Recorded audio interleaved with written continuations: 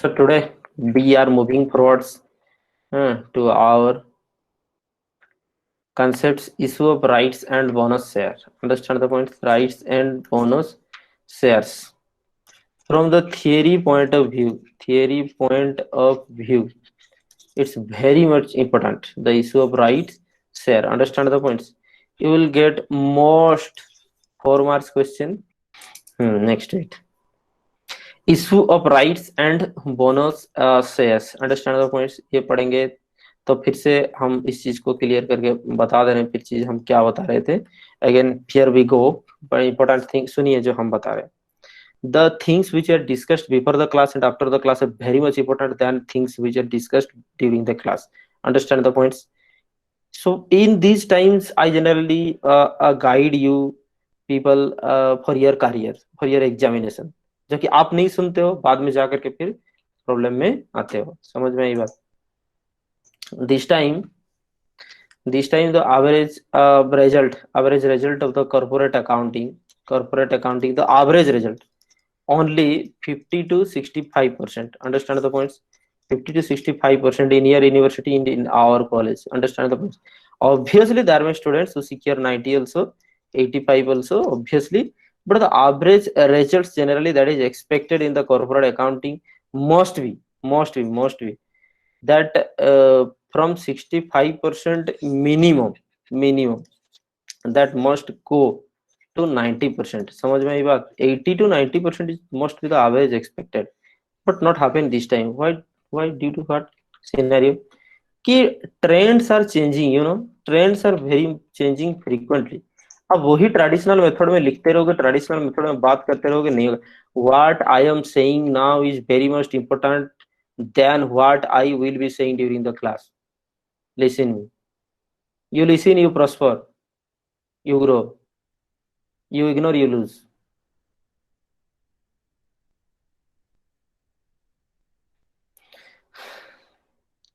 Generally, during our period, why? But the things हम लिखते थे during our period. We explain the law like this कि minimum issue price should be 25%. Sorry, 25% of the share. Understand the points? Now the trend become not less than 25% of the value of the face value or which was mentioned in the articles of association or the memorandum must be issued with prevailing this much of condition like that. Understand the points? That means कि nowhere explanation in law is acceptable. आपको direct law लिखना पड़ेगा. समझ में आई बात? Law को law language में लिखना पड़ेगा, आपको उस हिसाब से डेमोन्स्ट्रेट करना पड़ेगा. नंबर 1. नंबर 2 जो बताए थे. सो ट्रेंडिंग चेंज होते हैं, time to time trending change होते हैं. वही पुराने तरीके से आप लिखते रहोगे तो आपको नहीं मिलने वाला है. That's a huge difference between the management and the law. Understand the points? Management where the things are to be explained. Understand the point? Law where the things are to be memorized, not to be analyzed, not to be explained. Understand the point? Obviously for clarity, that you can remember. Obviously you can remember that say I used to explain things, but sometimes you have to remember, you have to learn the law also, and you have to note down, you have to depict, you have to assemble as it. Okay, move ahead. So in this way, how to write the things, how to explain the things, how to analyze the things, how to secure more marks, how to write, how to draft the things, how to draft the journal, I explain in these classes. Understand the points? If you follow these things, definitely you will get a better mark than others. Understand the point? The issue of rights here, you will get the theoretical questions out of these. Theoretical questions. Understand the point? Generally, there is no such concept of problem. Understand? तो bonus share से आपको क्या मिलने वाले हैं? यहाँ से आपको प्रॉब्लम मिल जाएंगे. Definitely will get one problem. Understand the point? और इस सब शेयर्स, राइट शेयर से शॉर्ट क्वेश्चन आने हैं, लॉन्ग क्वेश्चंस भी आने हैं. समझ में आई बात? बोनस शेयर से आपको सिर्फ और सिर्फ शॉर्ट क्वेश्चंस आने हैं. नेक्स्ट, तो आज की क्लास में हम क्या सीखेंगे? Let's will discuss the right shares. Right issue क्या होता है, bonus issue later on will be discuss. Generally this period we will discuss the rights issue, bonus issue, provisions regarding the right issue, both the provisions of companies act, understand लिखा हुआ companies act, provisions of companies act and provisions of the SEBI guidelines. ठीक है ना, कभी कभी companies act और SEBI guidelines में contradictory चीज भी होते हैं. तो practical problems will see and we will learn through the case studies the practical problems, understand the point. Next week यहाँ पे, हाँ दिस ये एक अच्छी बात है जो हम आपको बना के दिए. देखो अभी तक आपकी जो था सिलेबस में क्या है, पहले तो maintenance of books account statutory book annual return etcetera all these things are discussed. Issue पर future issue other than the cash issue everything discuss for हटा issue. Next week issue right and bonus share rules लिखे हुए हैं, generally rules, but हालांकि problems of bonus share भी आ सकते हैं, बोनस शेयर के ऊपर प्रॉब्लम्स भी आ सकते हैं, but syllabus goes like that कि रूल्स सबको पढ़ने हैं. Next week accounting for debenture, ये भी लगेगा. The longest unit of this book is unit 1. Obviously हर एक में लॉन्गेस्ट होता है, उसके बाद बाकी सब तीन चार क्लास में, 2-3 क्लास में खत्म हो जाने वाले हैं, लेकिन द लॉन्गेस्ट यूनिट जो है वो यूनिट 1 ही है. ठीक है, तो यहाँ पर यही सिलेबस था, हम दिखा दिए ताकि आप जो जिनको, ठीक है आप देखे भी होंगे फिर पता होगा नहीं होगा क्या चीज चल रहा है नहीं चल रहा, बेटर क्लैरिटी बेटर आइडिया एक मिल जाए ताकि आपको बेनिफिट होने वाले हैं. तो जनरली राइट इशू किसे कहते हैं, ये फर्स्ट दिया हुआ है आपकी बुक में, समझ रहे हो कि नहीं, और ये बोनस आपकी बुक में सेकंड में दिया हुआ है. बट इन रियलिटी हम बात करें तो पहले बोनस शेयर ही संसार में पढ़ाई जाता है, उसके बाद राइट इशू पढ़ाई जाता है. आप केपी बुक का दिमाग में क्या घुस रहा है हमको नहीं पता, वो आपके हिसाब से आप चल रहे हो, तो I will prefer to teach you first the right issue, understand the point. Now the right issue is an issue of right of a company. क्या होता है, वो एग्जिस्टिंग शेयर्स को इशू होते हैं, वो उनको एडिशनल शेयर्स खरीदने के लिए एक तो राइट मिलता है, उनके एग्जिस्टिंग शेयर्स की रेशुओ में. जितना शेयर्स आपके पास से, मान करके चलो 20 शेयर्स आपके पास से, तो उसके रेशियो में आपको मिलेंगे. मान लीजिए कहा गया कि 5:1 मिलने वाले हैं, तो जिसके पास 20 है उनको कितना मिलने वाले हैं, 20 divided by 5:1, that is 4 share मिलने वाले हैं. सो एग्जिस्टिंग शेयर्स होल्डिंग के रेशो में आपको कुछ मिलते हैं. राइट्स आप एडिशनल शेयर खरीद सकते हो एक टाइम पीरियड के अंदर है. ठीक है, तो राइट ऑफरिंग क्या होता है, ये सब्सक्रिप्शन प्राइस होता है जनरली जो कि मार्केट प्राइस से कम रहता है. इशू फेस वैल्यू से कम हम नहीं बताए, मार्केट प्राइस से कम. मार्केट प्राइस अभी चल रहे हैं 50 रुपया, तो आपको ये करीब 40 रुपया तक मिल जाएंगे. समझ में आई बात.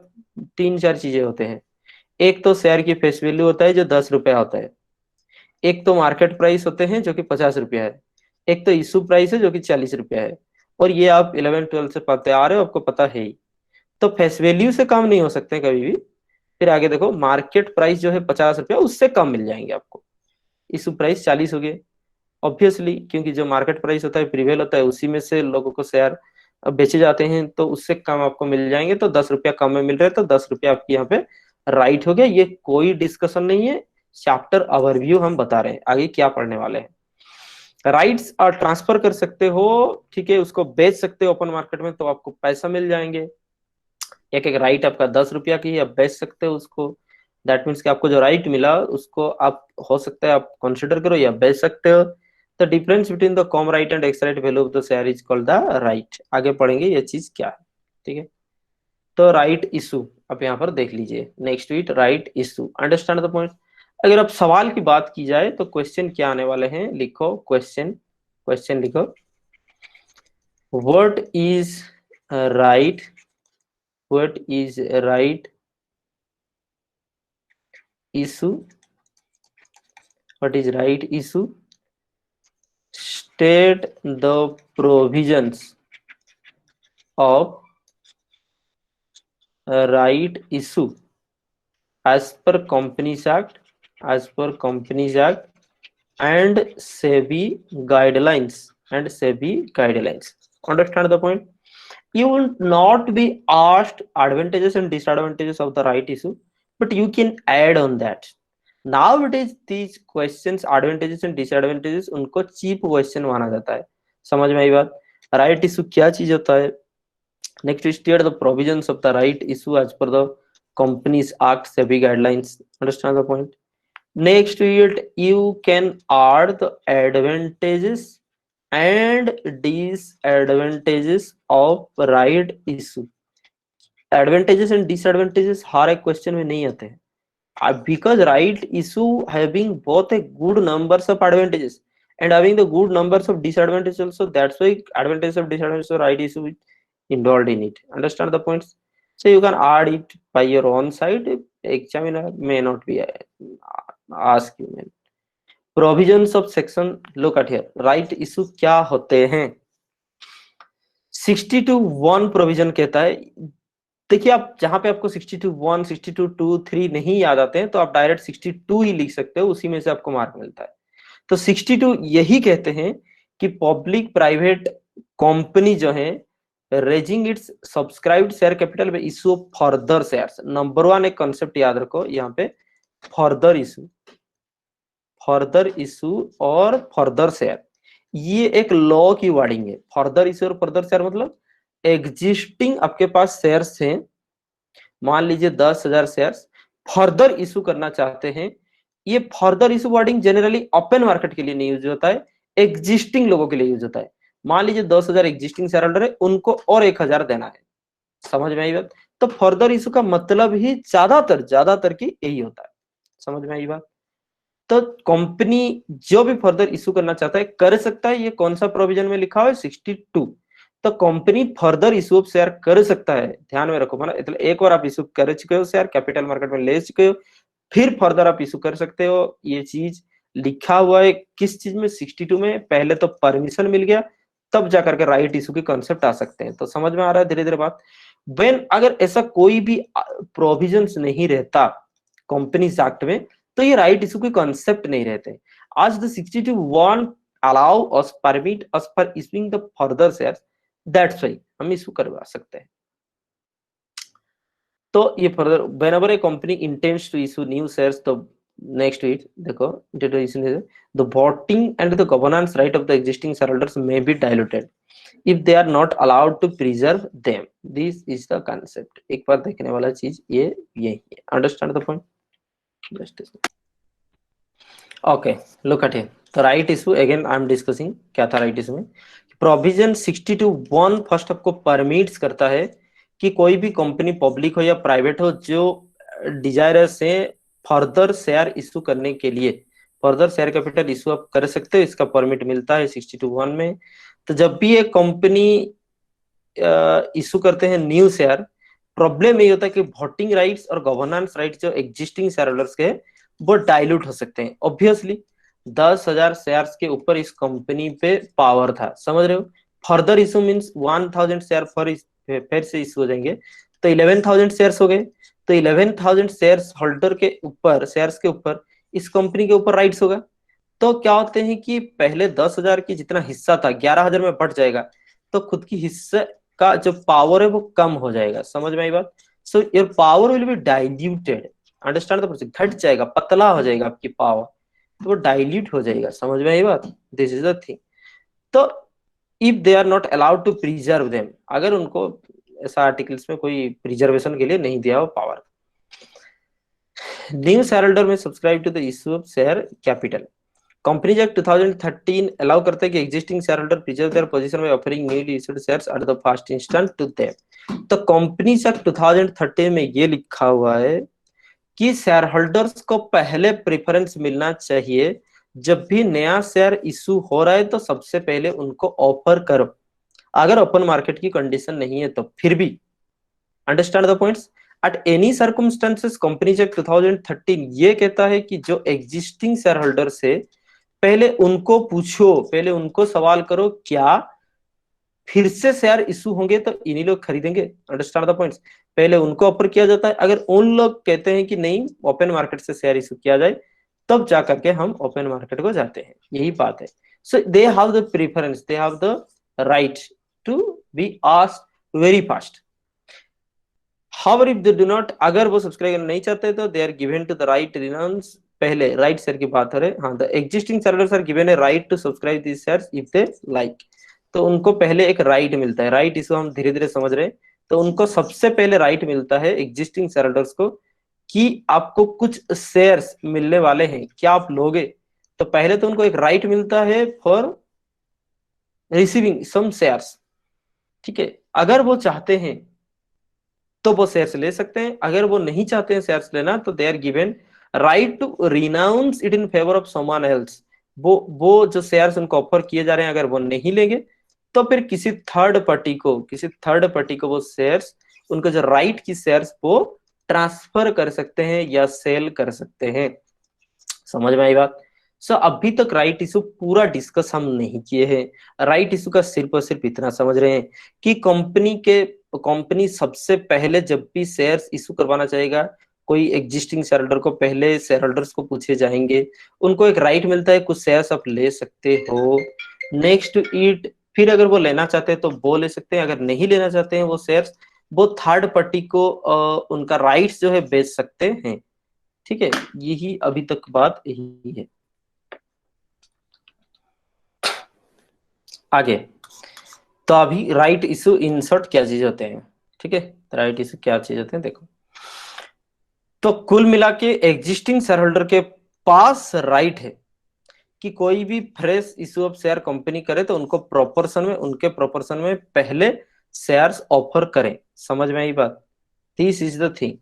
सपोज उनके पास एग्जिस्टिंग शेयर होल्डर 5 शेयर, उसको एक शेयर मिलेंगे, जिसके पास 5 शेयर है उसको एक शेयर मिले। ये शेयर होल्डर्स के पास राइट है, उसीलिए राइट इशू का कॉन्सेप्ट कहां से, शेयर होल्डर के पास राइट है, उनको पहले पूछा जाए। They have an implicit right to renounce this right in favour of anyone else. लेकिन उनको जो ये राइट मिलने वाले हैं 5 शेयर्स में एक शेयर उनको मिलेंगे, not absolutely free, at a less price. Understand the point? तो ये शेयर वो ले सकते हैं, या तो उनको जो अधिकार मिल रहे हैं वो अधिकार किसी और को ट्रांसफर कर सकते हैं। समझ में आई बात? आगे चलो आगे चलो। और ये रिजेक्ट इट कंप्लीटली, और कंपनी के पास से जो आ रहे हैं, जो राइट्स की जो ऑफर आ रहे हैं, ये ऑफर को वो रिजेक्ट भी कर सकते हैं। ऑप्शन 1 वो ले सकते हैं, ऑप्शन 2 किसी और को अपना अधिकार बेच सकते हैं, ऑप्शन 3 कंप्लीटली रिजेक्ट कर सकते हैं। समझ में आई बात? तो कुल मिलाकर बात यही है कि एग्जिस्टिंग शेयर होल्डर का राइट है फास्ट ऑफ रिफ्यूजल, वो मना कर सकते हैं existing share holders. Understand the points? और सब्सक्राइब कर सकते हैं और बेच सकते हैं। उनके पास 3 ऑप्शन है। समझ में आई बात? Number 1 refuse, number 2 subscribe, number 3 resale. समझ में आई बात? रीसेल। तो उनको जो राइट मिल रहे कंपनी की तरफ से, वो ये एक तो मना कर सकते हैं, एक तो सब्सक्राइब कर सकते हैं, एक रीसेल कर सकते हैं। समझ में आई बात? क्या राइट मिल रहे हैं ध्यान से थोड़ा देखेंगे। मान लीजिए यहाँ पर जैसे बोले कि मिलने वाले हैं शेयर 1:5 रेशियो में, मतलब एक शेयर मिलेगा जिसके पास 5 है। और होता कैसा है, मार्केट प्राइस अभी 50 रुपया चल रहा है, एक शेयर की मार्केट प्राइस 50 चल रहा है, तो उनको करीब करीब इशू हो जाएगा 40 रुपया में। समझ में आई बात? और उसका फेस वैल्यू तो हमेशा 10 होता ही है, तो इसको देखना ही नहीं। फेस वैल्यू वंस एक बार इशू हो गया कंपनी का, तो पूरा कंपनी के शेयर्स 2 साल बाद, 3 4 साल 4 साल बाद तो कंपनी के शेयर का प्राइस तो बढ़ ही जाएगा ना भाई। तुमको तो पता ही है वो सिस्टम क्या है, तो बढ़ जाएगा। दैट्स वाई अभी की बात ये है कि 10 का शेयर 40 में हो गए, इसका मतलब समझते हो, दैट मीन्स प्रीमियम कितना 30। फिर भी उनको फायदा है, बिकॉज शेयर्स अभी मार्केट में अवेलेबल ही 50 रुपया में, तो फिर भी तो आपको मतलब लेस में मिल रहा है।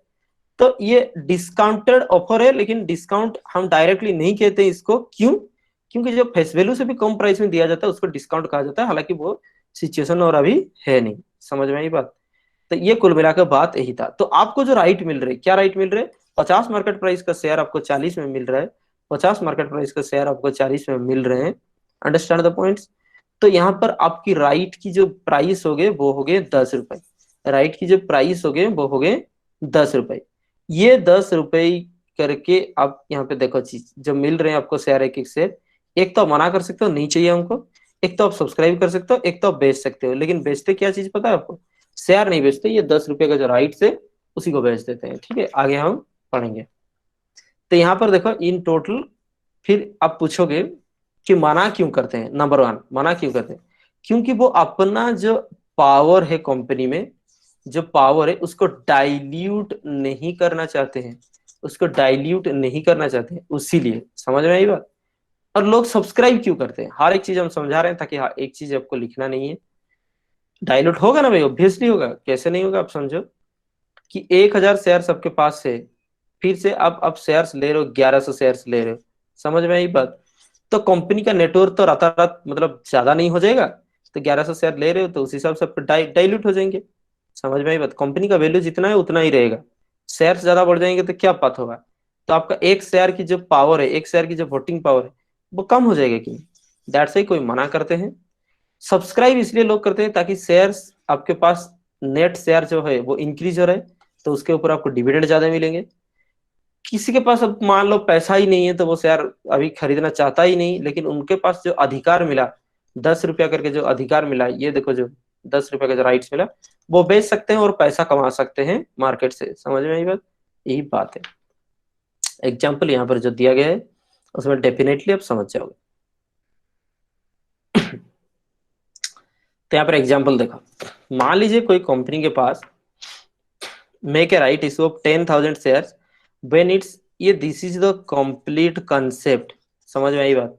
राइट इशू होने पे क्या होता है, अभी तक आपको क्या समझ में आया? राइट इशू का मतलब कि जो भी एग्जिस्टिंग शेयर होल्डर होते हैं उनको ऑफर किया जाता है, और उनको ऑफर किया जाता है कुछ एक शेयर उनके एग्जिस्टिंग प्रोपोर्शन में और मार्केट प्राइस से कम में, समझ में आई बात? आगे बढ़ो। Company makes a right issue of 10,000 shares, वो इशू करने के लिए चाहते हैं अभी। एग्जिस्टिंग सब्सक्राइब्ड कैपिटल जो है वो 1 लाख शेयर्स है।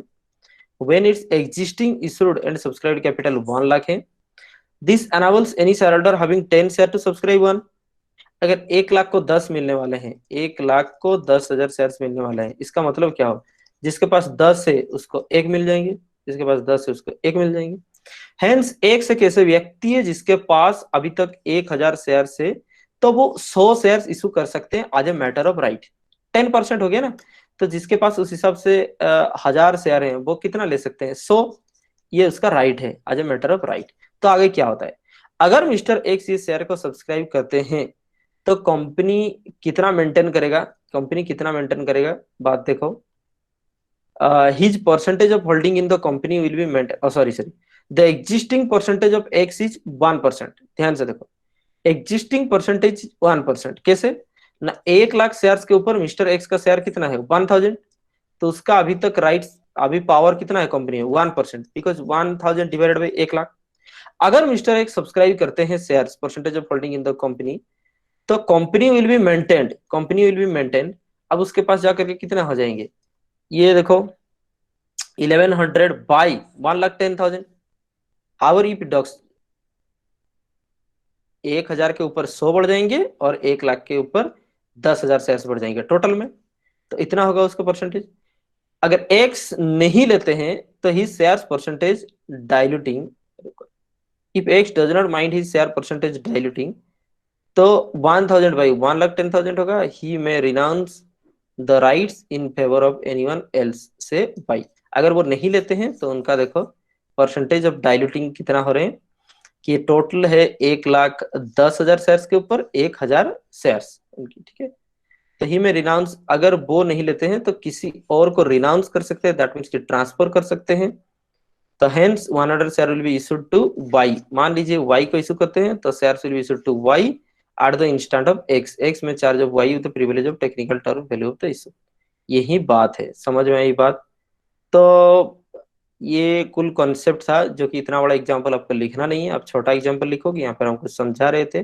तो शेयर्स जैसे ही ज्यादा इशू होते हैं तो डाइल्यूशन की बात आता है, डाइल्यूट हो जाता है। आप शेयर रखोगे तो आपकी होल्डिंग कुछ और होता है, आप शेयर नहीं रखोगे तो आपकी होल्डिंग कुछ और होता है।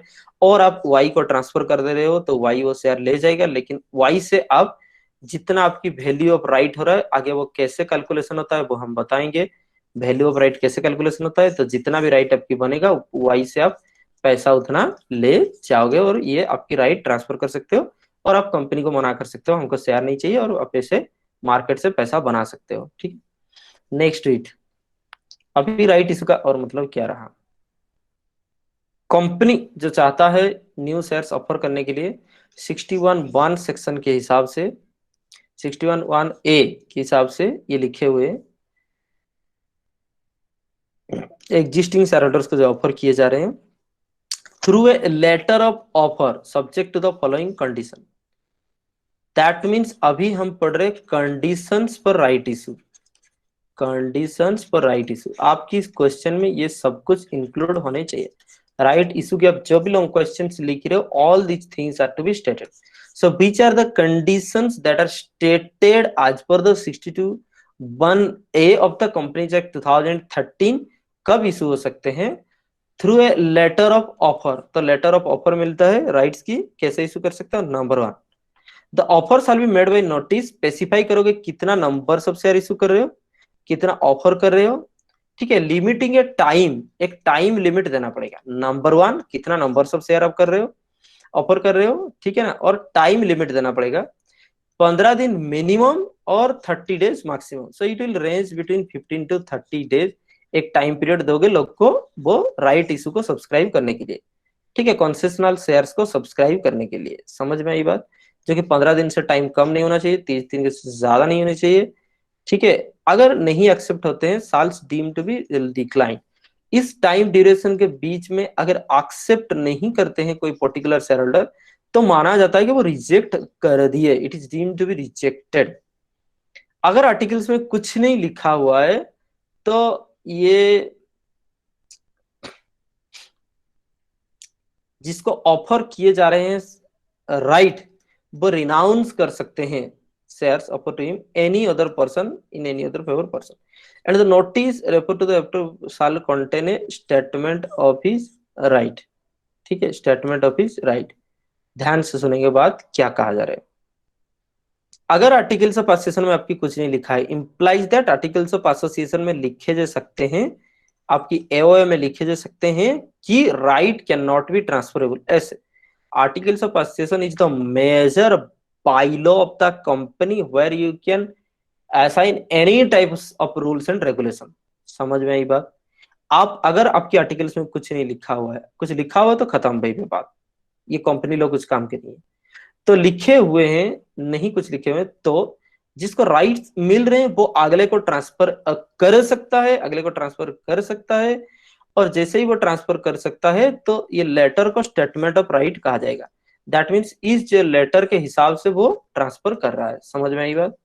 Next it, after expiry of the time specified to the notice officer, a receipt of earlier intimation from the person to whom notice is given that the declines accept the share, the board of directors may dispose them in such a manner which not disadvantage the shareholder and to the company। समझ में आई बात? अगर वो with in time limit वो accept नहीं करते हैं ऑफर, तो वो राइट्स और शेयर को ऐसे डिस्पोज किया जाएगा मतलब सेटल कर दिया जाएगा। नॉट एक्सेप्टेड शेयर्स को ऐसे डिस्पोज कर दिया जाएगा, कंसिडर कर दिया जाएगा, सेटल कर दिया जाएगा जहां की शेयर होल्डर्स और कंपनी किसी का नुकसान ना हो। समझ में आई बात? आप ऐसे नहीं कर सकते कि on behalf of the share holder आप खुद से किसी और को सेल कर दो, डायरेक्टर्स खुद को किसी और को सेल कर देंगे, नहीं होगा। समझ में आई बात? या फिर उसको मनी मन आप शेयर कैपिटल में ऐड कर दोगे, नहीं होगा। तो that means non accepted shares में बी डिस्पोज में be settle in such a way that कि नाइदर कंपनी और not the share holder will suffer in future. Understand the points? Exception to the rights of the existing equity share holder, बात है ये। तो हम पहले क्या बताए आपको, सेक्शन 62(1) नहीं कहता है कि सबसे पहला प्रेफरेंस है, सबसे पहला राइट किसके पास है, सबसे पहले राइट्स किसके पास है, जो एग्जिस्टिंग शेयर होल्डर है उनको ऑफर अगर कुछ किए जा रहे हैं शेयर्स तो उनको पहले पूछे जाएंगे। समझ में आई बात? But there are certain exceptions. वो कौन से एक्सेप्शन है? ऐसा 4 एक्सेप्शन है जहां पे एग्जिस्टिंग शेयर होल्डर्स की राइट नहीं रहते। समझ में आई बात?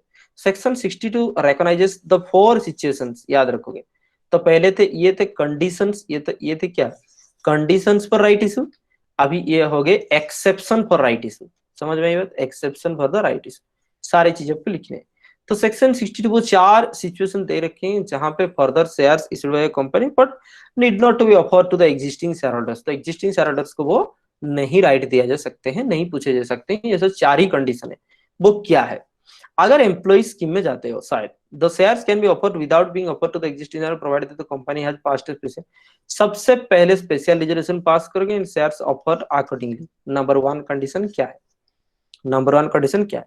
अगर आप एग्जिस्टिंग शेयर्स को पहले ऑफर नहीं पूछ रहे हो तो आपको एक स्पेशल रिजर्वेशन पास करवाना पड़ेगा। और स्पेशल रिजर्वेशन पास कैसे होता है वो कंपनी लॉ में लिखे हुए हैं, आप पढ़ लो। तो शेयर्स ऑफर्ड एंड शेयर्स उसी हिसाब से अकॉर्डिंगली चलेगा।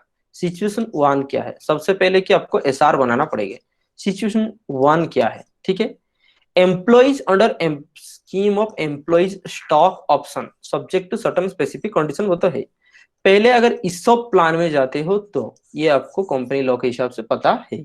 तो situation one, existing share holders को ना पूछा करे कि हम एम्प्लॉइज को ऑफर कर सकते हैं अपने शेयर्स, हम एम्प्लॉय को ऑफर कर सकते हैं अपने shares employ stock option plan के तहत। समझ में आई बात, एम्प्लॉय स्टॉक ऑप्शन प्लान के तहत हम ऑफर कर सकते हैं। तो यहाँ पे एम्प्लॉय स्टॉक ऑप्शन क्या होता है, एम्प्लॉय क्योंकि बहुत ही ज्यादा लेबर कर रहे हैं, उनका डेवोशन है, उनका कंट्रीब्यूशन है कंपनी में, for the growth and development of the company the employees have a major factor, they have a major contribution sacrifice towards the company for the growth and development of the company. That's why company may desirous to issue to offer the shares to the existing employees. Understand the points, उसको कहते हैं employ stock option plan. तो उसके हिसाब से अगर हो रहा है तो ये एक्सेप्शन है। नंबर टू क्या हो सकते हैं, आप देखो, एनी पर्सन आइदर क्या सर कंसिडरेशन होता है if the price of such shares determined by the valuation of, हाँ, वैल्यूएशन रिपोर्ट के तहत कोई रजिस्टर्ड वैल्यूअर अगर वैल्यू किया है, ठीक है, तो इसके हिसाब से एग्जिस्टिंग शेयर होल्डर्स का ना पूछ करके हम किसी और को दे सकते हैं। जैसे हम पूछ रहे हैं, सुनो, सपोज यहाँ पे जमीन खरीद रहे हैं, आप पढ़े थे, तो इशू शेयर में भी issued for a consideration of asset, तो किससे हम जमीन ले रहे हैं और उसको क्या करेंगे, हम शेयर्स देंगे। तो इसके हिसाब से क्या होता है हम बता रहे हैं। पहले तो कंपनी का शेयर्स वैल्यूएशन होता है, नॉट नेसेसरीली फेस वैल्यू में कभी भी शेयर इशू नहीं होते हैं, ये आप दिमाग में भर लो। समझ में आई बात, थर्ड सेम के बच्चे, फिफ्थ सेम के बच्चे के हिसाब से ये पहले आप दिमाग में भर लो कि फेस वैल्यू में कभी भी शेयर इशू नहीं होते हैं। हमेशा जो भी existing prevailing market value of the share होते हैं उसमें शेयर इशू होते हैं। और ये कैसे पता चलेगा, कोई भी रजिस्टर्ड वैल्यूअर होते हैं, ठीक है, वो वैल्यू करेंगे तो एक शेयर की वैल्यू प्राइस जितने हो जाएंगे उतने शेयर इस शेयर होल्डर्स को, ये पर्सन को इशू कर दिए जाएंगे for the land. Understand the point, this is what called the consideration other than cash, या तो कैश और कंसिडरेशन अदर देन कैश। तो ये एक्सेप्शनल केस है, यहाँ पर एग्जिस्टिंग शेयर होल्डर ना करके कोई थर्ड पार्टी को हम शेयर्स ऑफर कर रहे हैं। नेक्स्ट, कंपनी कभी कभी डिवेंचर से पैसा लेता है या फिर लोन वगैरह से प्रोवाइड लेते हैं पैसा, तो उनको ऑप्शन दिया जाता है ना, that is option to buy the equity shares of the company. आप पढ़े हो कन्वर्टिबल डिवेंचर्स, आप पढ़े हो, याद करो, कन्वर्टेबल डिवेंचर्स बचपन से पढ़ते आ रहे हो। कन्वर्टेबल डिवेंचर्स का कॉन्सेप्ट क्या है कि they are given a option to convert their shares in the equity shares after a specific term period, after expiry of a period। वो डिवेंचर से अपना शेयर्स को इक्विटी में कन्वर्ट कर सकते हैं। समझ में आई बात, तो ये याद रखो। तो उस जगह में इक्विटी शेयर्स उनको दिए जा सकते हैं।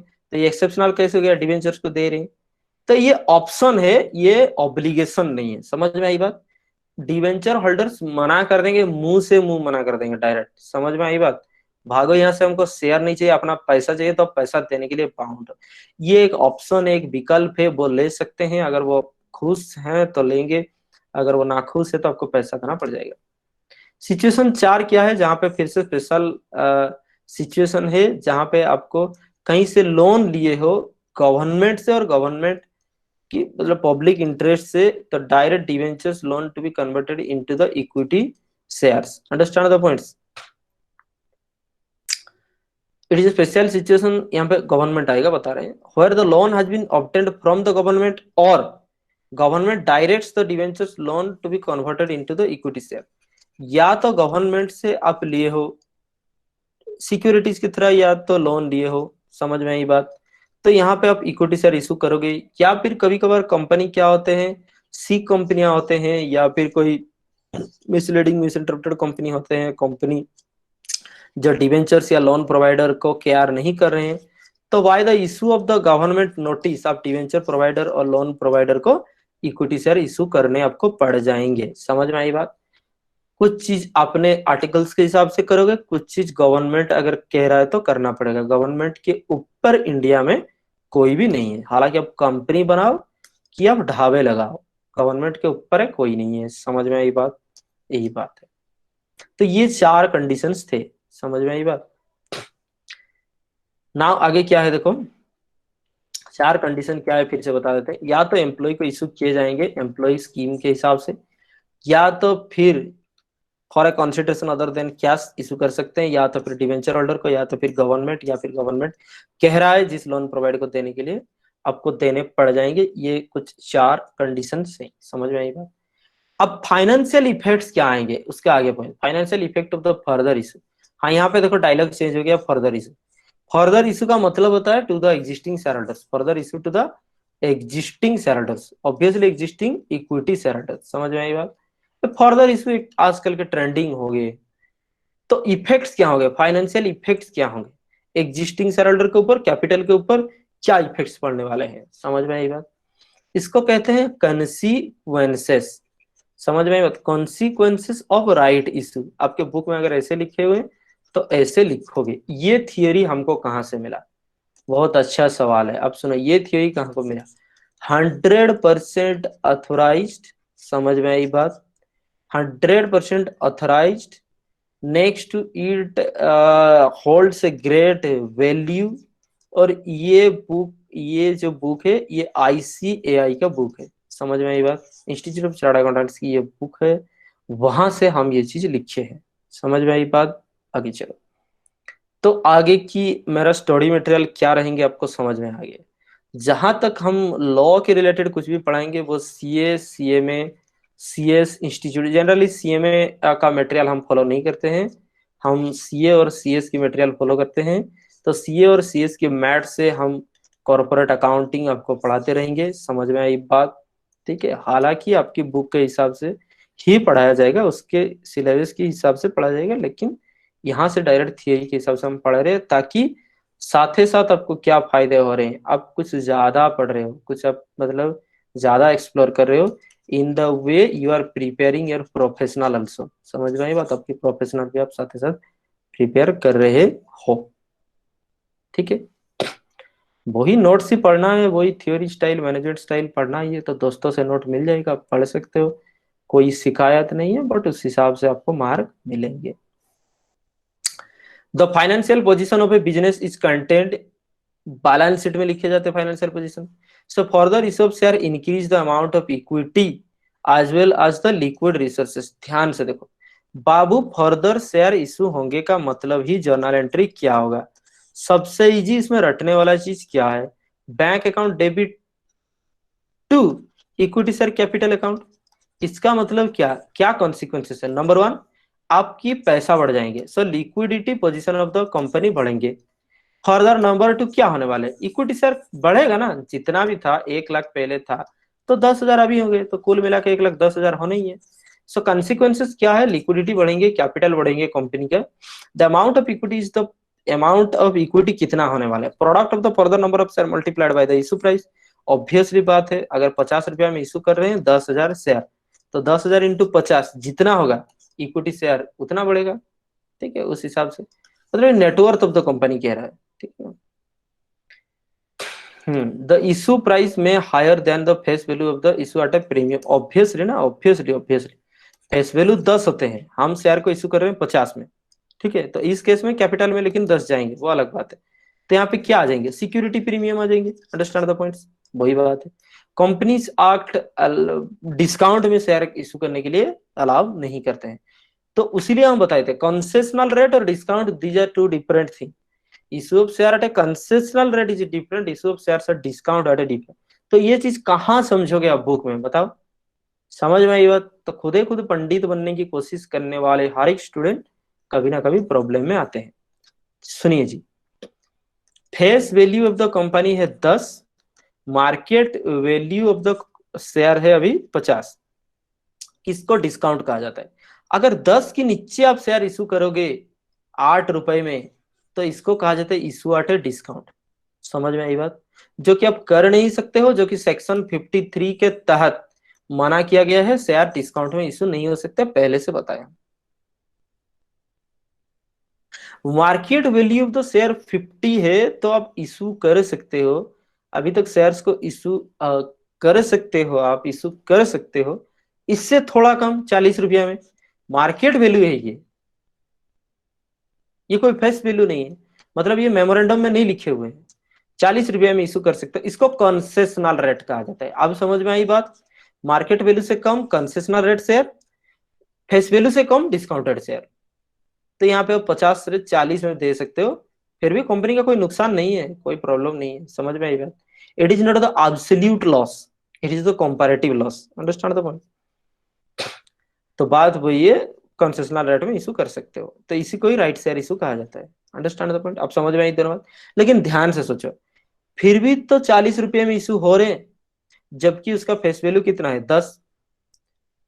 ध्यान से सुनो, अंडरस्टैंड द पॉइंट, आराम से सुनो। बेड पे लेटे हुए टेबल के ऊपर पैर रख करके जो अपने मोबाइल और टैब में हेडफोन लगा दे करके यूट्यूब देख रहे हो, जैसा देख रहे हो, कोई फायदे आपको मिलने वाला है नहीं। अगर संख्या बढ़ाने के लिए आप आ रहे हो ऑनलाइन तो आओ मत। समझ में आई बात? वो आपकी अटेंडेंस नहीं लगेगा वो अलग बात है, ये कोई फायदा ही नहीं है। समझ रहे हो? कुछ समझो, उसलिए हम ऑनलाइन क्लास रियल टाइम करते हैं। समझ रहे हो बात? That is the thing. No, look at here, to create the, to attain the audience attention। 40 रुपये में शेयर हम इशू कर रहे हैं, फिर भी तो 10 रुपया का शेयर 40 रुपया में इशू हो रहा है बाबू, फिर भी तो 10 रुपया का शेयर 40 रुपया में इशू हो रहे हैं। इसका मतलब क्या? 10 जाएंगे कैपिटल में, 30 जाएंगे प्रीमियम में। वही तो बात है, 10 रुपया करके कैपिटल में, 30 रुपया करके सिक्योरिटीज प्रीमियम में जाएंगे। तो वही कह रहा है कि अब कंसेशनल रेट में इशू करने से भी प्रीमियम में ही इशू होगा, और आप डिस्काउंट में कभी भी इशू कर नहीं सकते, सेक्शन 53 कहता है। और प्रीमियम में इशू कर सकते हो, ये सेक्शन 52 कहता है, जो हम पहले से बताए। 52 इज पर प्रीमियम, 53 इज पर डिस्काउंट, जो कि आप नालायक को याद नहीं रखे हो। आगे, book value of a share. Share की बुक वैल्यू किसको कहा जाएगा? ये बुक वैल्यू अलग चीज है बाबू, face value is the different thing, book value is the different thing, market value is the different thing. कोशिश करें समझाने के लिए। फेस वैल्यू जो मेमोरेंडम में लिखा हुआ है 10 रुपया, मार्केट वैल्यू जो मार्केट में चल रहा है 75 भी हो सकता है। बुक वैल्यू का मतलब हमारा कंपनी का नेटवर्थ कितना है बैलेंस शीट के हिसाब से, divided by numbers of share. समझ में आई बात? सपोज कंपनी की अभी नेटवर्थ है 5 लाख रुपए, divided by number of share 10,000, तो 4 शून्य जाते हैं, 50 रुपया करके बुक वैल्यू है। बुक वैल्यू मतलब the value which is reflected in the book, book means balance sheet. इससे इजी तरीके में हम आपको क्या समझा सकते थे? आगे, market value it is a independent factor, जो हमारा मार्केट में चल रही है या फिर जो ट्रेंडिंग कर रहे हैं, एनएससी बीएससी में जो हमारा शेयर्स ट्रेंड कर रहे हैं, ये होते हैं मार्केट वैल्यू। फेस वैल्यू वो होते हैं जो हम पैदा हुए थे, हमारा नामकरण किया गया था, वो होता है face value. Book value of a share, एक बुक वैल्यू ऑफ शेयर कैसे होगा? अच्छा, ये लिखे भी हुए हैं, नेटवर्थ जितना है आज पर बुक्स मतलब बैलेंस शीट। बुक्स मतलब तो कॉर्पोरेट अकाउंटिंग कल्याणी पॉलिसी और बुक नहीं है, बुक मतलब balance sheet. Understand the point? तो बुक वैल्यू ऑफ शेयर कितना होगा? जितने भी नेटवर्थ आपकी कंपनी की हो रहा है, डिवाइडेड बाई जितने भी शेयर आपके पास है, तो ये 50 रुपया निकल करके आएंगे। ठीक है, तो अभी का बात क्या है, आगे देखो कि 10,000 शेयर से बुक वैल्यू 1,25,000 है, तो book value of one share कितना होने हैं? 12 रुपया 50 पैसा। तो मार्केट वैल्यू में differ from the book value, जैसे बताया यहाँ पर बुक वैल्यू 50 था, लेकिन 75 में भी मार्केट में चल सकता है। तो मार्केट वैल्यू कुछ भी हो सकते हैं, उसके हिसाब से आपकी होता है। तो the market value of the company से represent the present value of the future cash flow expected to be earn from the different capital. आपको पता है ही, वैल्यूएशन ऑफ शेयर अगर आप पढ़े हो नहीं पढ़े हो तो हम बता दे रहे हैं। Market value of shares actually कितना होता है, अगर नहीं पढ़े हो तो इसमें ज्यादा ध्यान भी नहीं देना है, शायद आगे है, हाँ कॉर्पोरेट अकाउंटिंग में आगे है कैसे शेयर इशू होते हैं। मार्केट वैल्यू ऑफ शेयर कैसे डिसाइड होते हैं ना, आगे आपकी शेयर्स की वैल्यू जितना होगा प्लस उस पर जितना डिविडेंड आपको मिलेगा। मार्केट वैल्यू ऑफ शेयर कैसे फिक्स होते हैं? आगे आपकी शेयर के वैल्यू जितना होगा प्लस डिविडेंड जितना मिल रहा है, इस दोनों का आज की डेट की वैल्यू उसको कहते हैं प्रेजेंट वैल्यू। आप प्रेजेंट वैल्यू फ्यूचर वैल्यू तो निकालना आप सीखे ही हो, ठीक है। तो present value of the future capital gain of the share capital and the dividends receivable is called the market value of the share. ये होते हैं, इस तीनों में डिफरेंस हम बता दिए, which is called the book value, which is called the market value, which is called the face value. समझ में आई बात? If you find any type of difficulty, I have not that much of time to explain hours on a single concept. Still, I am trying to explain the things which lies behind from the external resources. सब कुछ हम समझाने की यहाँ कोशिश कर रहे हैं, बट हमें जल्दी जल्दी आगे निकलना पड़ेगा। If you have found any type of difficulties, please go through again and again and again. Go through my backup again and again and again. Understand the point? This is the thing. Move ahead. Book value of a share, book value of a share, आगे का क्या चला पढ़ रहे थे। Market price जो होता है, यहीं पे चीज आपको देखने वाला है, यहीं पे थियरी पे समझेंगे, आगे हम फिर से बताएंगे।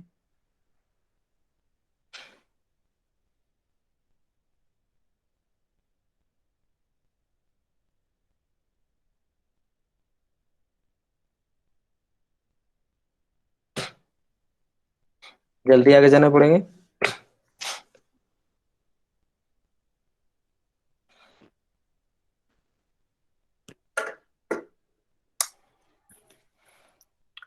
तो book value of a share पढ़ रहे थे हम, हाँ चलो आगे। मार्केट प्राइस क्या होता है देखो, market price which exist before the right issue is termed as the cum right market price of the share. अभी आते हैं कॉन्सेप्ट पे, cum right market price of the share. समझ में आई बात? मान लीजिए यहाँ पे राइट इशू होंगे, इस डेट पे राइट इशू होने हैं, थियोरी सुनते जाओ, ये सारे चीज लिखने, राइट इशू इस डेट पे होने हैं। तो इससे पहले मार्केट में हमारा जितना चल रहा है शेयर का वैल्यू, इसको कहते हैं com right price. That means कि ये कॉम राइट प्राइस क्यों कहेंगे ना, इससे कंसेशनल हमको देना है, तो इससे हम मान लो 40 रुपया में देंगे, ध्यान से थोड़ा सा, तो यही चीज होता है, आप आराम से समझ जाओगे। 50 रुपया मार्केट में चल रहे मार्केट वैल्यू, तो ये कॉम राइट प्राइस है, 40 रुपया में हम दे देंगे, तो ये एक्स राइट प्राइस है। समझ में आई बात? मतलब राइट के बाद राइट से पहले, बहुत इजी है ना कॉन्सेप्ट, और डिफरेंस कितना हुआ 10। समझ में आई बात?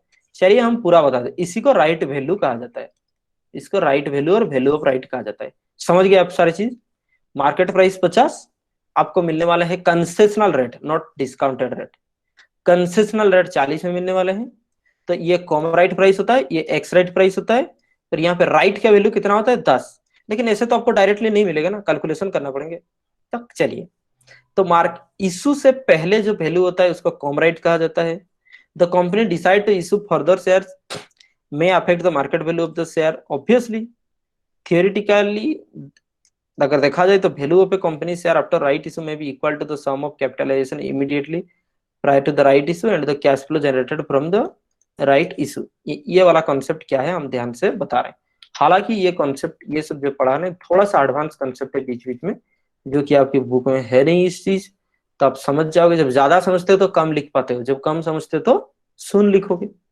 इतना समझोगे इतना लिखोगे, अगर इतना समझोगे इतना लिखोगे। ये पेन का जो नीव देख रहे हो ना, डॉट, उतना लिखोगे। ध्यान से देखो।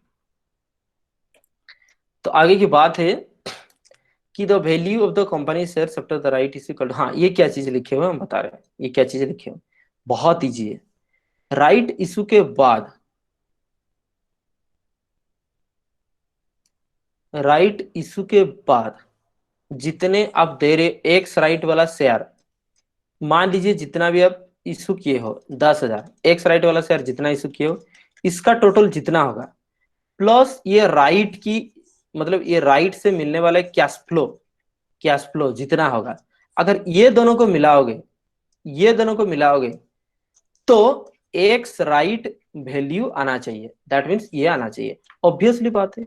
इतना क्लासिफिकेशन करके हम समझा दिए। तो नेक्स्ट पॉइंट क्या था कि राइट इशू के बाद जितने आपकी एक्स राइट वाले शेयर्स की वैल्यू निकलेंगे और राइट वैल्यू, मतलब ये जो कंसेशन है इसका वैल्यू निकलेंगे, इस दोनों का टोटल मिलाने से आपको ये आना चाहिए, अदरवाइज आपकी कंपनी में गड़बड़ी।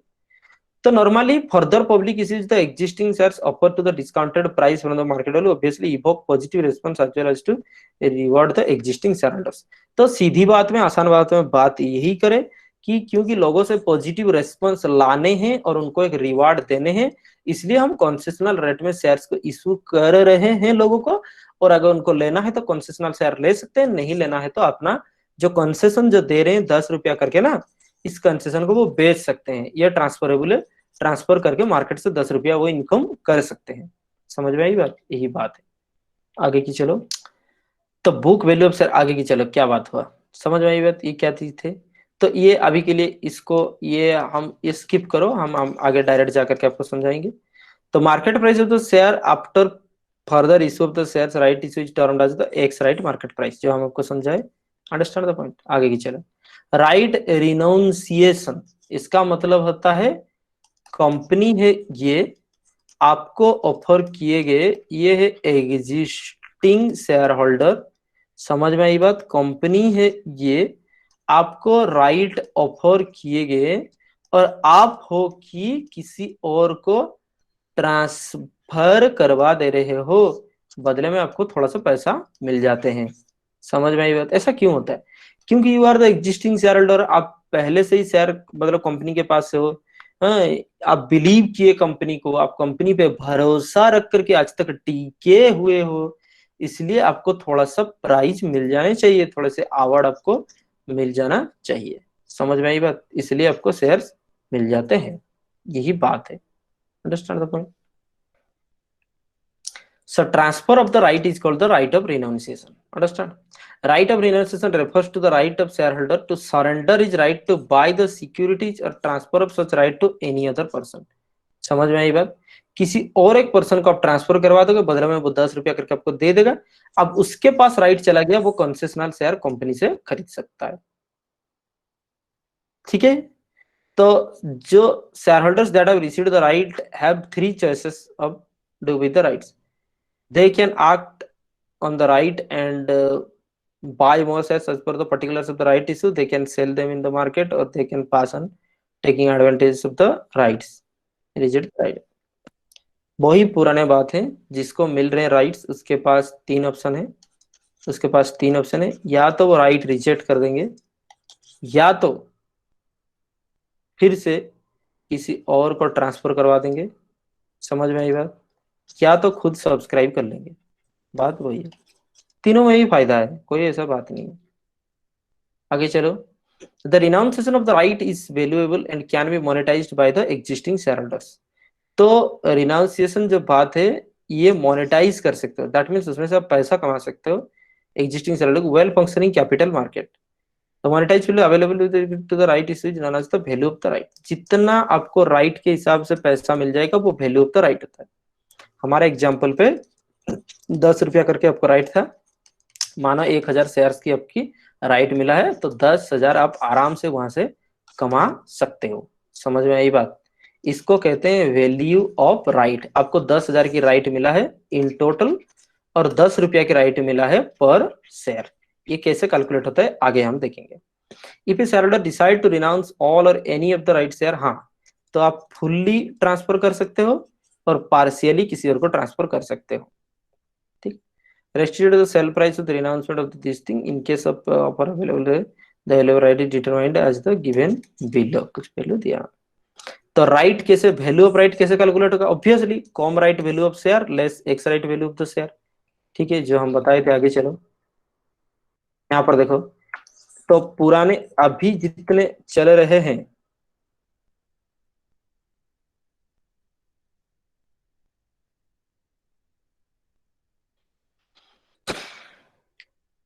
राइट शेयर से पहले जो शेयर है वो कॉम राइट है, ये एक्स राइट है। तो राइट कितना होगा? तो कॉम राइट दैट मीन्स कि राइट के सहित शेयर्स की वैल्यू जितना है, लेस राइट को छोड़ करके, तो राइट बचेगा जितना राइट का वैल्यू है। समझ में आई बात? तो com right price less x right price is the value of the right. वही चीज यहाँ पर लिखे हुए हैं। तो सेल से पहले 50 और इसके बाद हम 40 में आपको दे रहे हैं, तो ये 10 रुपया करके वैल्यू ऑफ द राइट है कॉमन लैंग्वेज में, लेकिन आगे और कुछ है। तो x right x right value of the shares, x right value of the shares आपको कैसे निकलेंगे वो बता, एक्स राइट वैल्यू कैसे निकलोगे, तब ना कम राइट सेल शेयर से माइनस कर सकते हो। तो आप देखो यहाँ पे लिखे हुए x right value of the shares आप कैसे निकालोगे, com right value of the existing shares, ठीक है, कॉम राइट वैल्यू मान लो जितना भी था, कॉम राइट मतलब उससे पहले 50 रुपया करके जितना भी एग्जिस्टिंग शेयर थे, plus right share and issue price, तो जितने भी राइट शेयर सब दे रहे हो प्लस इशू प्राइस, मतलब ये 40 वाला प्राइस, इसका मतलब है कि old value into old share plus new value into new share, बात वही है, cum right of the existing share plus right share into issue, ये बात है। डिवाइडेड बाय आप क्या करोगे, existing number of share plus number of right issue, existing shares आपके जितने भी होंगे that means old plus new, बात वही है, समझ में आई बात। तो इसको कुछ एक चीज ऐसे करोगे तो एक्स राइट वैल्यू मिल जाएगा, वंस एक्स राइट वैल्यू मिल गया, कॉम राइट वैल्यू से एक्स राइट माइनस कर दोगे तो राइट कितना है पता चल जाएगा। अच्छा यहाँ पर दिए हुए हैं, देखो एक क्वेश्चन दिए हुए, no where you will be asked to solve the question in the examination, this is for the knowledge purpose only. A company offers new shares of ₹100 each at a 25% premium, हाँ तो new share कितने में आने हैं, 100 plus 25, समझ में आई बात। टू एग्जिस्टिंग शेयर होल्डर्स, तो ये राइट हो गए, एग्जिस्टिंग शेयर होल्डर्स को जब हम ऑफर करते हैं, ठीक है, उसको क्या कहा जाता है बाबू, राइट शेयर। 1 for 4 बेसिस, तो कैसे इशू होंगे 1:4, जिसके पास 4 है उनको 1 मिल जाने हैं, समझ में आई बात। एग्जिस्टिंग जिसके पास 4 है उसको न्यू 1 मिल जाएंगे। The cum right market price of the share 150, दिया तो हुआ है तो हो तो गया और क्या। तो ओल्ड वैल्यू जो है, कॉम राइट मतलब ओल्ड वैल्यू, सुनिए अकाउंटिंग को अकाउंटिंग के भाषा में समझोगे तो कुछ नहीं समझ पाएंगे, अकाउंटिंग को अपने भाषा में समझिए, लॉ को भी आप अपने भाषा में समझिए लेकिन लिखिए लॉ के language.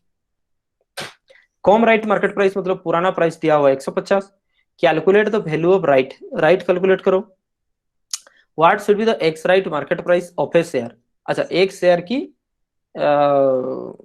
Market price, ex right market price कितना होना चाहिए, कुछ पूछा हुआ है, चलिए कोई बात नहीं, आगे देखो बता रहे। दैट मीन्स कि पहले तो आपको निकालना होगा x right price, ex right price of a share, समझ में आई बात। तो एक्स राइट प्राइस का मतलब अभी 150 है मार्केट वैल्यू में, ये कॉम राइट है, कॉम राइट का मतलब होता है इसमें इंक्लूडेड, राइट वैल्यू इसमें इंक्लूडेड, इसको छोड़ करके कितना में इशू किए जाएंगे वो कैसे डिसाइड होते हैं, x right price of a share कैसे डिसाइड होते हैं ना, वो कह रहे हैं कि यहाँ पे देखो,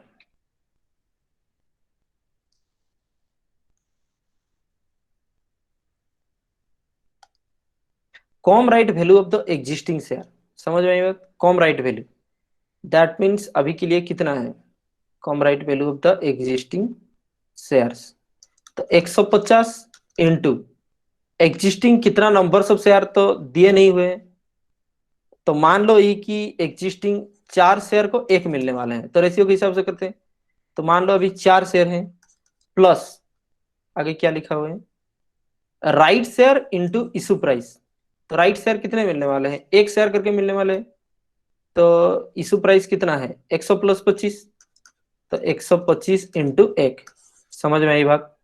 पहले ऐसे करते हैं देखते हैं क्या होगा। नेक्स्ट रीड, दैट मीन्स कि एग्जिस्टिंग प्लस न्यू और कुछ नहीं, आगे क्या लिखे हुए थे फॉर्मूले में, divided by existing number of share plus number of right issue, तो एग्जिस्टिंग टोटल तो नहीं दिया हुआ है, हम इसमें से अंदाज लगाते हैं कि 4 शेयर को 1 मिलने वाले हैं, मान लेते हैं 4 ही थे जब इंफॉर्मेशन ही नहीं है, तो 4 प्लस 1 कर देते हैं, ठीक है। तो ये कितने हो जाने हैं 300, ये हो जाने हैं 600 प्लस 125/5, अजीब फिगर होगी जी, 725 divided by 5, just single minute,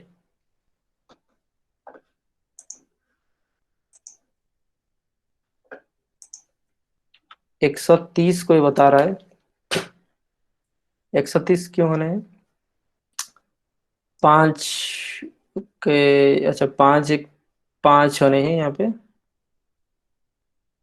अरे यार व्हाट्सअप बार बार करने से क्या होगा, ओके मूव हेड, तो ये हो जाने 5 एक 5, तो यहाँ पे 2, 22, 5 4, 25, 5 5, कुछ ऐसे 145 तो हुए।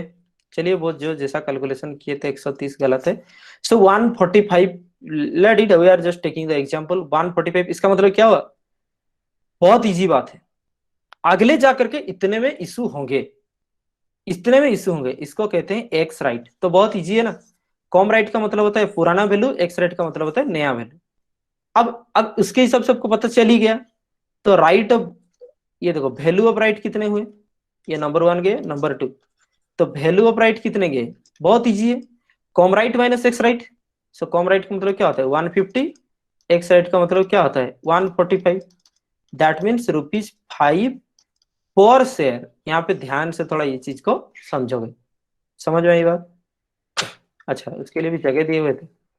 चलो, तो वैल्यू ऑफ राइट हमको कैसे मिलेंगे ना, x right price, sorry com right price minus ex right price. तो हमको अभी तक क्या मिले 150 माइनस 145 रुपीज 5, लेकिन पर शेयर। यहाँ पे ध्यान से थोड़ा देखो, पर शेयर, एक शेयर की 5 रुपया राइट मिला।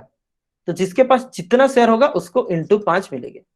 सपोज मेरे पास 4 ही शेयर है, सपोज आई है 4 शेयर, मेरे पास 4 शेयर है, तो मुझे 5 रुपया करके मिले हैं। तो मेरा टोटल राइट कितना होने हैं, टोटल राइट मेरा कितना होने हैं? तो यहाँ पर 4 × 5, दैट इज ₹20। समझ में आई बात? एक शेयर का 5 रुपया करके राइट मिला, ऐसे कैलकुलेशन होता है राइट एक शेयर की। तो मान लो मेरे पास 4 शेयर है, तो मुझे मिला 20। Understand the point? अभी बात क्या है, सपोज हम इसको रिनाउंस करते हैं, इसको रिनाउंस करते हैं, दैट मीन्स कि ट्रांसफर करते हैं, तो अगले को हम ये राइट्स दे देंगे। तो ध्यान से देखो, कंपनी कैसे इशू कर रहा है, 1 इशू करेगा 4 के बदले, 1 इशू करेगा 4 के बदले। तो मेरे पास 4 शेयर होने चाहिए। मेरे पास कितना शेयर होने चाहिए? 4 शेयर होने चाहिए। समझ में आई बात? तो हमको 1 मिलेंगे। दैट मीन्स इस 4 शेयर की वैल्यू ऑफ राइट कितना है 20। तो 20 रुपया राइट जिसके पास होगा वो ही सिर्फ 1 शेयर पा सकता है। अभी समझ में आई बात? तो हम जब भी अगले को ट्रांसफर करेंगे, जब भी अगले को ट्रांसफर करेंगे, उससे 20 रुपया लेंगे, हम 20 रुपया लेंगे, तब जाकर के वो उसको 1 शेयर मिल जाएगा। समझ में आई बात? दैट मीन्स कि थर्ड पर्सन के पास 20 रुपीज का राइट्स होगा, तो 1 शेयर मिलेगा। उसके हिसाब से जितना राइट होगा उतने शेयर ले सकता है। 40 रुपया का राइट होगा तो 2 ले सकता है, 60 रुपया का राइट्स होगा तो 3 शेयर ले सकते हैं, like this. Understand the points? तो ये चीज आपको एकदम से समझ गए तो आपको समझाना है, नहीं समझ गए तो लॉन्ग क्वेश्चन में आपको इसको लिखना नहीं, अगर समझ गए तो खुद से एग्जांपल लिख करके आपको लिखने हैं। Understand the points? More you know less you think and right, less you think and right, laser you right. समझ में आई बात? वही प्रॉब्लम। राइट इशू के अकाउंटिंग एंट्री क्या होने हैं भाई? सबसे इजी है। राइट इशू की अकाउंटिंग एंट्री क्या होने वाले हैं? बहुत इजी है, जैसे नॉर्मल होते हैं। राइट इशू तो हुआ तो क्या हुआ, शेयर ही तो इशू हुआ ना। तो bank account debit to equity share capital, जब शेयर्स ले रहे हो। अगर प्रीमियम में ये चल रहे हैं तो bank account debit to equity share capital to premium. That means यहाँ पर कंडीशंस कैसे कहां से शेयर आया, that is immaterial for accounting point of view.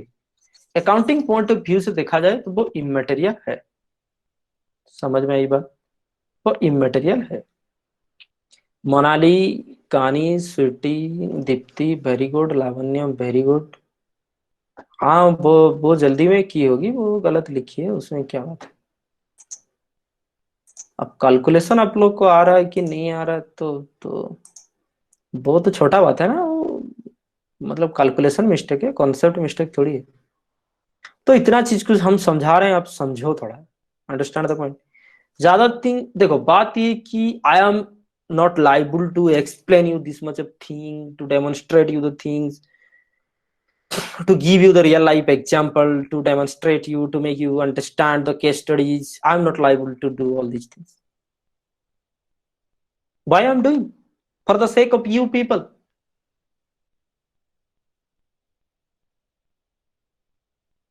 Still I believe in the conceptual study. Understand the point? Still I believe in the conceptual study, the fundamental study. that will make sense to your career in this competitive age.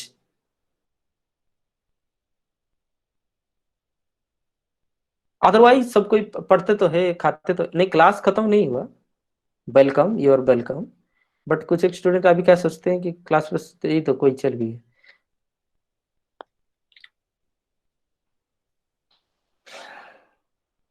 आगे, bank account to equity share capital, understand the points, ये बात है। Next read, क्या दिए हुए हैं, एक company having 1 lakh shares 10 each, RCC issued share capital having a market value, अभी मार्केट वैल्यू 46 है, but issue as a right up 1:10 के हिसाब से इशू किया एट ए प्राइस ऑफ 31। हाँ, तो फाइनली इशू कितने पे हुए, 31 पे, तो एक शेयर का इशूड प्राइस कितना है 31, मतलब इतने हमको मिलेंगे, और फेस वैल्यू कितना थे 10 रुपया, तो इतना कैपिटल को जाना है। ध्यान से समझो, यहीं पे 10 रुपया करके फेस वैल्यू है, तो कैपिटल में 10 ही रुपया जाएंगे। अब बीच में क्या करके कैसे करके इशू किए वो मैटर नहीं करता है, फाइनली आप 31 रुपया में इशू कर रहे हो, तो उतने पैसे हमको रिसीव करने हैं। तो बहुत इजी है, 10 रुपया का चीज 31 रुपया में इशू हो रहा है, का मतलब क्या, प्रीमियम कितने हो गए 21 रुपया, तो ये कैपिटल में जाने हैं, ये बैंक में जाने हैं, ये प्रीमियम में जाने हैं, कंसेप्चुअल। नेक्स्ट, तो जर्नल एंट्री क्या होने हैं, बैंक अकाउंट डेबिट कितने,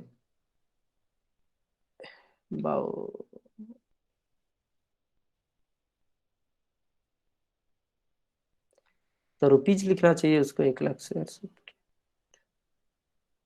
हाँ ठीक है, तो हमको 31 रुपीज करके मिलना है 10,000 शेयर्स के ऊपर, ठीक है, तो 3,10,000। नेक्स्ट इक्विटी शेयर में सिर्फ और सिर्फ 10 रुपया जाने हैं, तो 10,000 इंटू 10, 1 लाख, और सिक्योरिटी प्रीमियम में कितना जाना है 21 रुपया, तो 10,000 इंटू 21, दैट बिकम्स 2,10,000। बात सीधी है, being shares issued at premium, premium on right issue, right issue की कंसेप्ट में प्रीमियम में शेयर्स इशू है, समझ में आएगा। एडवांटेजेस क्या है, डिसएडवांटेजेस क्या है, चलिए क्विक रिकैप एक इसमें लगा देते हैं, ठीक है। राइट इशू के एडवांटेजेस क्या हो सकते हैं, हाँ है ना, एग्जिस्टिंग शेयर होल्डर्स को क्या होता है कि प्रोफेशनल होल्डिंग के हिसाब से मेंटेन करते हैं, retain the financial and governance right, ठीक है। It works as a deterrent to the management which may like issue to the non person with a view to have better control over the company's affairs। इसमें क्या होता है, यहाँ पे लिखे हुए तो अलग चीजें बता रहे हैं हम, कि आपको कभी ना कभी तो शेयर में न्यू इशू होंगे, न्यू शेयर इशू होंगे कंपनी को, क्योंकि ज्यादा पैसे चाहिए। आज तो कंपनी ग्रो, धीरे धीरे कंपनी जैसे ही ग्रो करता जाएगा, शेयर्स धीरे धीरे इशू होने ही है, तो जब ज्यादा के ज्यादा शेयर्स इशू होंगे, जो एग्जिस्टिंग शेयर होल्डर है जिसके पास 1000 शेयर है, तो ज्यादा से ज्यादा शेयर इशू होंगे, तो कंपनी से उसका क्या होगा, पावर डाइल्यूट हो जाएगा, उसका जो वैल्यू है, उसका जो पावर है डाइल्यूट हो जाएगा, मतलब कम हो जाएगा, घटता जाएगा, पतला हो जाएगा उसका पावर। तो फिर इसको मेंटेन करने के लिए क्या किए जाते हैं, उसको एडिशनल शेयर ऑफर किए जाते हैं, ताकि जितना भी शेयर आगे इशू होगा उससे पहले इसको ऑफर थोड़ा किया जाएंगे, तो इसका कंपनी के ऊपर कंट्रोल मेंटेन होगा। समझ में आई बात। आगे, in well functioning of the capital market, the right issue necessarily leads to the dilution in the face value of the share. However, the existing shareholders are not affected by it because getting the new shares. Value of the com right, value of the company decreases if the com right price is maintained, otherwise also the existing shares retains the right in favor of the third party। यहाँ पे क्या करें, तो company का जो value है, company का जो वैल्यू है वो कभी भी डाइल्यूट नहीं हो रहे हैं। समझ में आई बात, पहले सब देख लिए, कंपनी का वैल्यू यहाँ डाइल्यूट नहीं हो रहा है, कॉम राइट प्राइस का वैल्यू जितना है उतना ही रहेंगे फिर से, और कंसेशनल रेट में मिल रहे हैं, और वो रिनाउंस कर सकता है, ठीक है, वो पैसा भी कमा सकता है एडवांटेजेस है। Right issue natural hedge against the issue expenses normally incurred by the company in relation to the public issue. अच्छा बता, right issue has an image enhancement effect as the public sets view positively, the chances of success of right issue is better than the general public issue is logistically much easier to handle। look at it, बता रहे right issue के advantages और क्या है, ठीक है। यहां पर अब देखो ध्यान से, राइट इशू एग्जिस्टिंग लोगों को आप इशू कर रहे हो, तो पहले तो बात है आपकी एक्सपेंसेस कम होगा। समझ में आई बात, क्योंकि फिर से एडवर्टाइजमेंट प्रोस्पेक्टस एक्सेट्रा आपको नहीं करने पड़ेंगे, आपको किसी को प्रोवोक नहीं करने पड़ेंगे, एक्सपेंसेस कम होंगे। नेक्स्ट तो पब्लिक इमेज आपकी बढ़ेगी, पब्लिक इमेज आपको बढ़ जाएगा, हाँ ये कंपनी एग्जिस्टिंग शेयर होल्डर्स को बहुत ज्यादा रिवॉर्ड देते हैं।